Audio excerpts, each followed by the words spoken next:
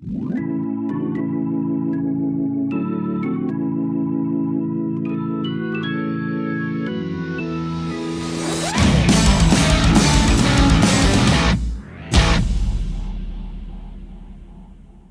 welcome along back again. This is Reforming Doctrine. Reforming Grandmaschurch, Reforming Doctrine. So we're kind of taking a bit of a perspective here on how churches tend to emphasize, de-emphasize, even sometimes redefine things so they can say that they believe in something. I mean, let's face it, even Leighton Flowers says he believes in God's sovereignty. Right. It's pathetic. Yeah. Yeah. So we've been talking a lot about fundamental baseline issues that if you don't get that right, then other things are going to necessarily fall by the wayside. Do you think that your group here, when you came, did they have a decent working knowledge of the doctrine of justification by grace alone, faith alone? There would have been immediate assent to that statement. Some of the people self-consciously would have been like, no, I don't know what that meant. Yeah. Those were large words. They were, and penal substitutionary atonement. Don't even start. So I think that's an expression that would never have been heard here. Wow. Wow. They just would never have heard it. It's not that they would have disagreed with the doctrine once explained. But that was part of what I meant when I said there's not an inch of doctrine here. Right. So the hinge upon which the church stands or falls, we shouldn't talk about it. I don't think they would have heard that expression. They certainly wouldn't have heard that language. They would have held to salvation by faith alone in Christ alone. Right. When I first came, and like I said previously, that in the last episode, that the sovereignty of God was this central, pin for me that I saw everything else growing out of that I would be able to teach in this church, and that I wanted people to understand. And the sovereignty of man was their linchpin, and for sure, yeah. And the first sermon series I did when I came, the first sermon I ever preached here was called Theology Matters, where I just tried to lay a groundwork for it actually matters. Doctrine actually matters. These are not bad words. These are good things. And then that was sermon number 1 in the 5 Solas series. And then I preached through the 5 Solas because I realized these are the fundamental, these should be like the ABCs for us. Let me see. These were new concepts. Was that October of 17? Because, they were 5 Sundays. It was on the 500th anniversary. It would have been the year before that. Okay. Yeah, all right. The year before that. Yeah, pretty early then. End of October. Let's see, October 23rd was my first Sunday. So that sermon series would have started the next Sunday. I did the 5 solas the next year. And honestly, I think half the people were like, yes, oh yes, thank God. And the other people are like, I just want to hear what Jesus had done for you. It was new concepts, but I think people were, of course, you're a new pastor and they're excited to have you there. So there's an air of excitement. There's a honeymoon this period. This is very different. This is very, but people were, we're excited about it. But those concepts, they would never have heard phrased that way. I don't think they would have ever heard the 5 solas before. And so now, thankfully that's common lingo, Right. Well, that's what I was kind of getting at earlier about having these phrases that you pepper into your preaching, which what you're trying to do is get them used to hearing in these terms. For example, someone said, well, these are the church's words and you don't know your own words. Right. Well, that's sad. Right. But let's put the blame where the blame is supposed to go, and that's on shepherds that thought, well, gee, I just want to make sure everyone gets along, and the carrying supper worked out okay. And you're like, you're not teaching, and you want to bring people along. You don't want everyone to stay here, which that brings up another thing, because we were, like you said, big words, them some fancy talking there. I can't rap good. I had a certain person in the congregation that was my target audience. Now, Yeah. so that content will never be dumbed down. It's in the Bible. But if I want... But if this guy gets it, everybody gets you're doing okay. That's right. And so that kind of took... That's tried and true. Robert E. Lee would do that. He would pick out the dumbest guy in the army, and he would explain his orders to him. And he said, if this guy understands the orders, everybody's going to... There's no way you're going to miss it. That's good. Yeah. But what are you going to do if you're preaching to a congregation with a kindergarten understanding of doctrine? Right. I don't mean that in a pejorative way. They've never been taught. If someone's ignorant, it's not an insult. Right. Paul wasn't insulting the Epicurean and Stoics in the Areopagus and Mars Hill by calling them ignorant. It's agnosko. You just don't know. Right. It's literally, you told me, your own words, unknown God. Well, that's what I'm going to talk, because you're worshiping in ignorance. Yeah. So we can either preach in a way that would impress a seminary professor were they to come. We can be super aggressive and try to get street cred with the Reformed crowd. Hopefully, they'll come, they'll show up and visit. I mean, maybe... Yeah, I admit that people would come visit our church. They'd come because they'd listen to a few sermons. They don't know anything about the church. Right. They're hearing Reformed preaching, and then they come, and I'm like self-conscious about our folksy, it's a reality. But true. You can either preach to impress all the people you follow on Twitter, or you can shepherd the flock of God among you. I'm a Christian, Jason. What is this Twitter you speak of? It's not a Christian space. No, you're exactly right. And one part of the body suffers, the rest suffers. If you got somebody who, not because they're not doing the homework, again, got a friend. Mm-hmm. It's taken a while to catch up, but he's caught up. He's like, I think I get this. And he was one of those, wasn't part of that church. He was a part of another local church, has something to do with grapes and stuff.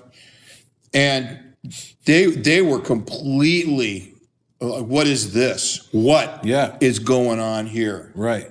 I've never heard this, but tell me more. Way different than the old lady who got a burr under her saddle. It just refuses. And those categories, for me, I wanted to know who is belligerent.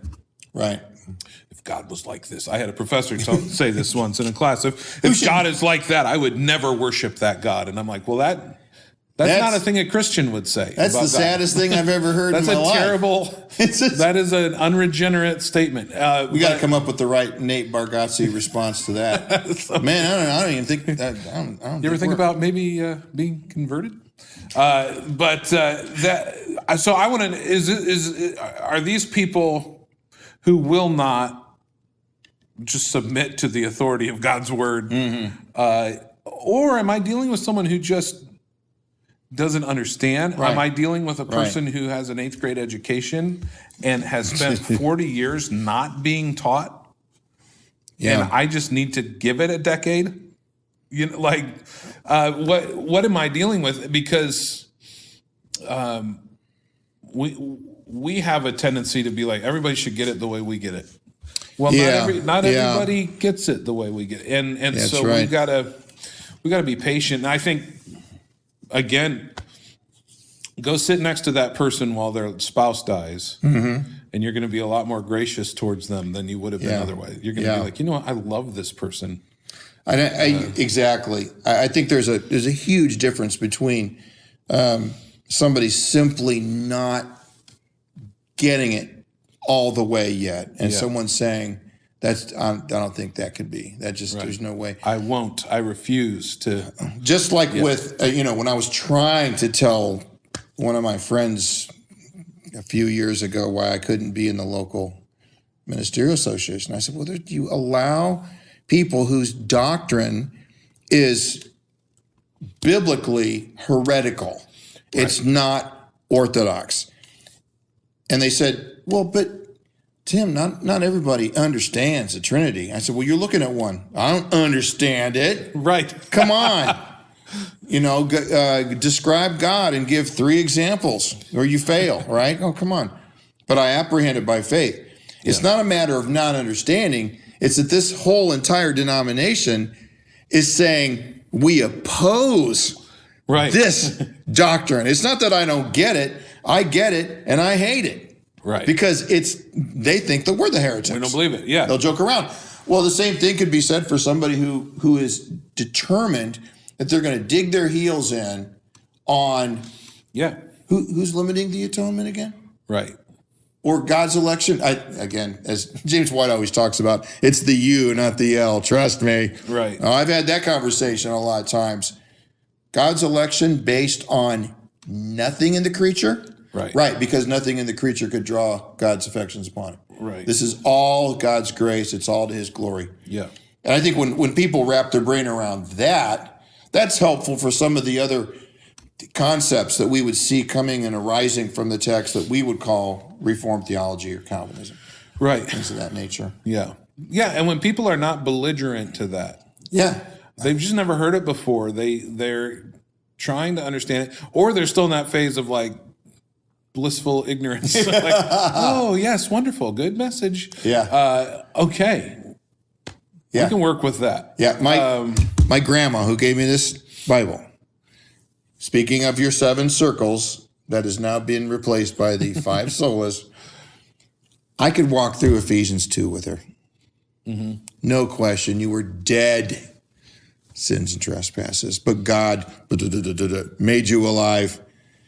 Who's doing the work here? Who's doing the stuff? Yes, honey, but we still have to do our part. Oh, okay. Then you go on down in Ephesians 2. Something about 2 groups of people who at one time were at enmity with each other. Now they're reconciled. From 2 different men, 1 new man. What was her response? Yes, honey, but God still has a special place for Israel. Right. And I'd be like, okay, she's 88 years old. I doubt that I'm going to change. It's going to be, and it's going to be okay. I'm going to see her in heaven. Yeah. She probably got, what does prayer change things? Yeah. God uses means to his ends, and she probably, along with my folks, prayed me in heaven. So there. Yeah.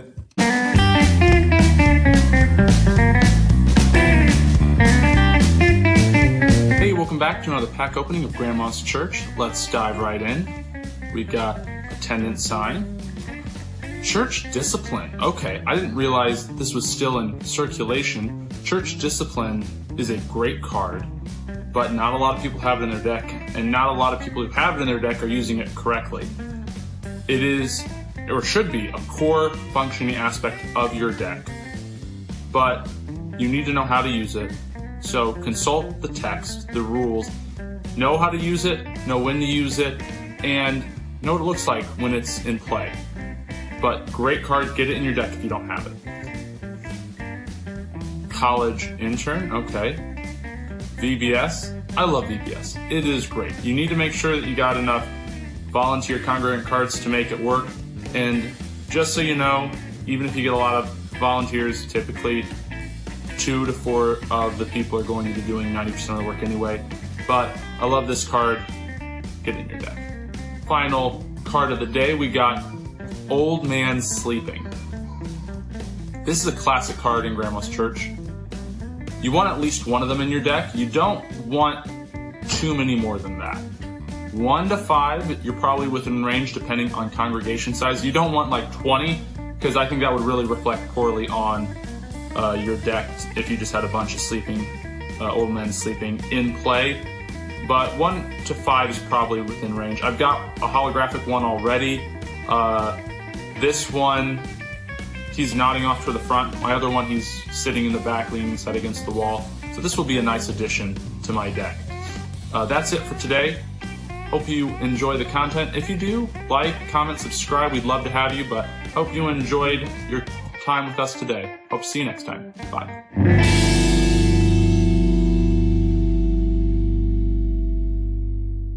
I had a professor, probably the smartest human being I've ever met in my life. And he told us once in a class that his mother had passed away, and he said, my mom would never understand the Bible like I understand the Bible, but I will never know the God of the Bible better than she knew the God of the Bible. Yeah. And I think you can obviously take that in a weird direction, but his point was to a place I'd rather not go. This woman loved the Lord. And again, you sit with people, watch them die in the faith, and you go, okay, I can take a deep breath. This is God's work. God brought me to this understanding. Right. He will bring them along. My job is to be faithful. My job is to proclaim the whole counsel of God. Boldly and in love, and let God be sovereign over this too. That's right. So let's talk about how that, just as we finish this, talk about how that commitment to sound doctrine can be helpful in working people through those kind of phases in their life. Illness, children's illness or death. Yeah. Some of that real stuff. See, we could talk about the 7 circles and eschatology and all that. There's a whole YouTube channel dedicated to that very thing. Shout out, Brandon. Eschatology Matters. So how do you walk through that? How do you use, let's frame it this way. How do you utilize these precious doctrines of grace with someone who's, let's say their child is suffering, ill, probably going to die? That's, I mean, what greater comfort is there than these doctrines? And you can't, in moments like that, be ashamed of them, be afraid of them. That this is where hope is found, and we have to know that. If these doctrines are for us a shibboleth of our theological acumen, and our street cred in the Reform crowd, then we will use them to hurt people in the worst moments of their lives. That's right. If these are, as Spurgeon said, a soft pillow for our head at night, look, this is how I keep putting one foot in front of the other.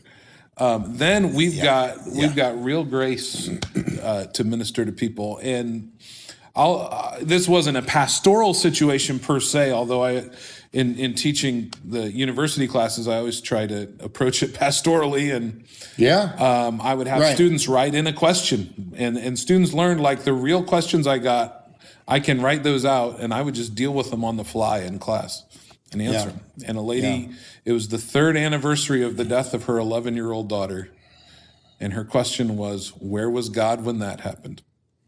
And so you're in front of a classroom of students, a woman in deep grief. And I took her to Acts 2. I took the class to Acts 2 and Peter's sermon on the day of Pentecost. This Jesus, delivered up according to the definite plan and foreknowledge of God, you crucified by the hands of sinful men, and talked about what does it mean for God to sovereignly ordain all things, and the greatest evil act in the history of the world was also the greatest beneficial salvation. And I said, and I just said, because I believe these things are true, your daughter's death wasn't meaningless.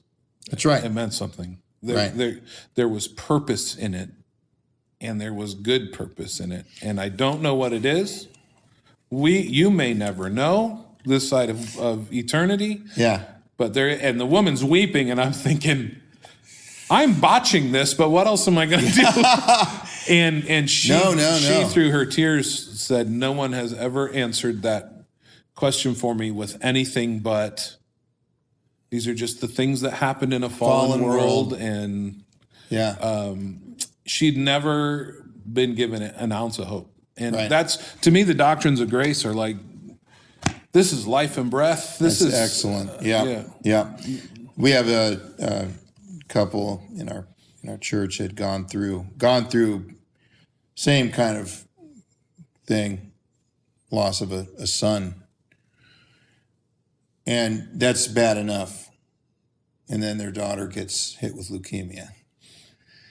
And I knew the man had some issues, pretty profound, substance abuse and that kind of thing. So as soon as I heard that there was a diagnosis, I thought, all right, time to take these, not that I hadn't done it before, but time once again to not be the shibboleth of being a reformed, this is your street cred, but to put this stuff into practice and apply them. So I called, can I come over? Yeah.